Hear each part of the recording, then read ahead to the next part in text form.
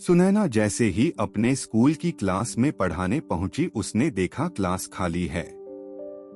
गांव का छोटा सा स्कूल था, लेकिन आज क्या हुआ, बच्चे कहाँ गए? सुनैना बाहर आई, वह गेट के पास गई। आसपास भी कोई बच्चा नहीं था। वह पीछे मैदान में गई, वहां भी कोई बच्चा नहीं था। आखिर सब बच्चे कहाँ गए? यही सोचती हुई वह वापस जाने लगी। अभी स्कूल के गेट से बाहर निकली ही थी कि रामप्रसाद उस स्कूल का चपरासी मिल गया। वह उसे देखते ही चौंक गया। अरे मैडम, आप?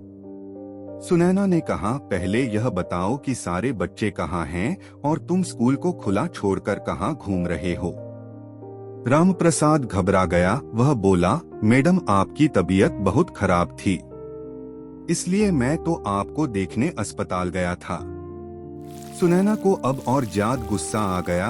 वह बोली, किसने कहा तुमसे कि मेरी तबीयत खराब है? मैं यहाँ बच्चों का इंतजार कर रही हूँ। रामप्रसाद बोला, मैडम, वो वरुण ने कहा था। जब बच्चों ने सुना तो वे सब अपने अपने घर चले गए। मैं आपको देखने अस्पताल चला गया। सुनैना बोली, तुम्हें वरुण का घर पता है? चलो मेरे साथ। दोनों वरुण के घर पहुंच जाते हैं। वरुण घर के अंदर सो रहा था। वहां पहुंचकर सुनैना ने उसकी मां से बात की। देखिए, आपको बच्चा हद से ज्यादा झूठ बोलता है। वह भी ऐसे कि सब विश्वास कर लेते हैं। कभी कहता है मेरी मां मुझसे घर का काम करवाती है, कभी मेरे पापा मुझे मारते हैं। आज तो उसने हद कर दी, मेरी बीमारी की खबर फैलाकर स्कूल की छुट्टी करवा दी। सुनीता जी ने कहा, हे भगवान, मैंने तो कभी इससे घर का काम नहीं करवाया और इसके पिता तो इसे बहुत प्यार करते हैं। उन्हीं के लाड़ प्यार से ये बिगड़ गया है। आप रुकिए, मैं अभी उसे लेकर आती हूँ। सुनीता वरुण को देखने घर के अंदर गई, लेकिन यह क्या, वह तो सारी बात सुनकर पिछले दरवाजे से भाग गया था।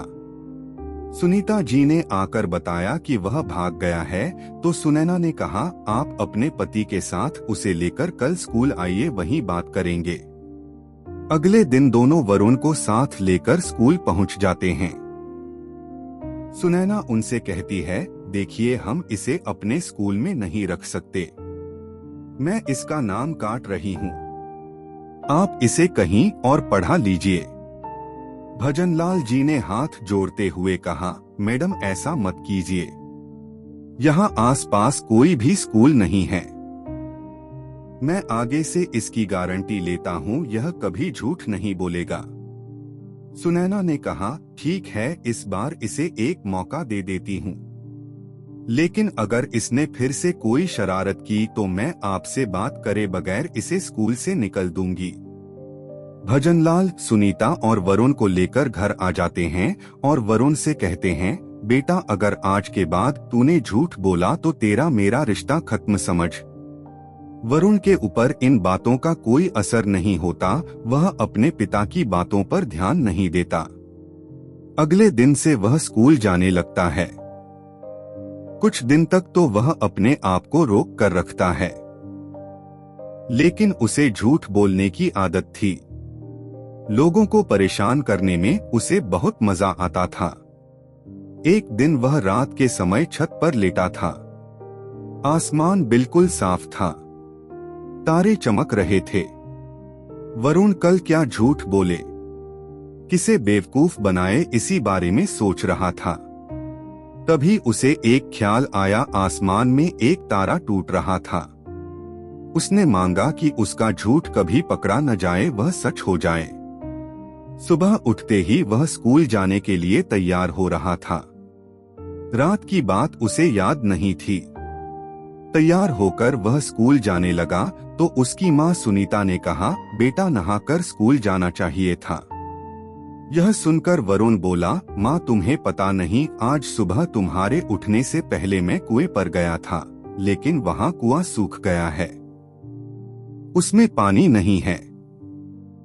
सुनीता परेशान हो गई, हे भगवान, वह तो गांव में अकेला कुआं है, गांव वाले तो प्यासे मरेंगे। वरुण अपनी हंसी छुपाता हुआ स्कूल की ओर चल दिया। रास्ते में उसने देखा कुएं के पास भीड़ लगी थी। वरुण ने उधर नहीं देखा और सीधा स्कूल पहुंच गया।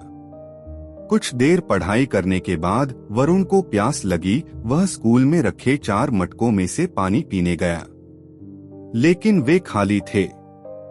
वरुण बोला, रामप्रसाद जी, ये मटके खाली क्यों हैं? मुझे प्यास लग रही है। तब रामप्रसाद ने कहा, पता नहीं किसकी नजर लग गई, गांव का कुआं सूख गया है। यह सुनकर वरुण के हाथ पैर फूल गए।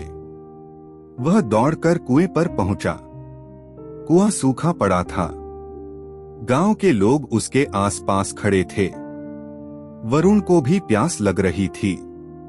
तभी उसे याद आया कि उसने टूटते तारे को देखकर झूठ को सच बनाने की बात कही थी। वो सच हो गई। वरुण रोता हुआ घर पहुंचा। उसने अपनी मां सुनीता को सारी बात बताई। सुनीता ने यह सुनकर कहा, मूर्ख, तूने अपने साथ साथ पूरे गांव के लिए संकट खड़ा कर दिया। अब गांव के लोग, उनके बच्चे सब प्यासे मर जाएंगे। पानी का दूसरा कुआं यहाँ से कई किलोमीटर दूर है। वरुण ने कहा, मां, मैं एक और झूठ बोल देता हूँ, क्या पता इससे पानी आ जाए। उसने कहा, कुएं में तो बहुत पानी है। यह कहकर सुनीता को लेकर वह कुएं पर पहुंचा, लेकिन वह अभी भी सूखा था। सुनीता ने कहा, तेरे एक ही बार झूठ को सच करने के लिए वह तारा टूटा था, अब वह काम नहीं करेगा। वरुण रोने लगा। पूरे गांव में यह बात फैल गई। सभी वरुण और उसके माता पिता को कोसने लगे। वरुण के माता पिता बहुत परेशान हो गए। रात होने लगी थी।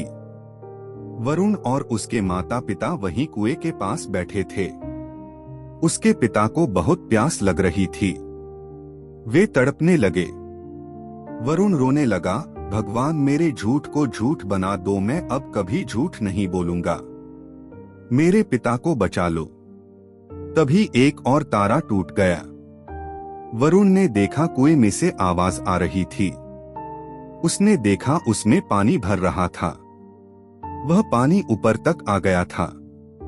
वरुण ने पानी निकाला और अपने पिता को दिया। उसके बाद वरुण ने कहा, मैं कसम खाता हूँ, आज के बाद कभी झूठ नहीं बोलूंगा।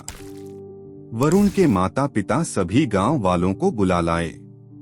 पूरा गांव बहुत खुश हुआ। वरुण की झूठ बोलने की आदत छूट गई थी।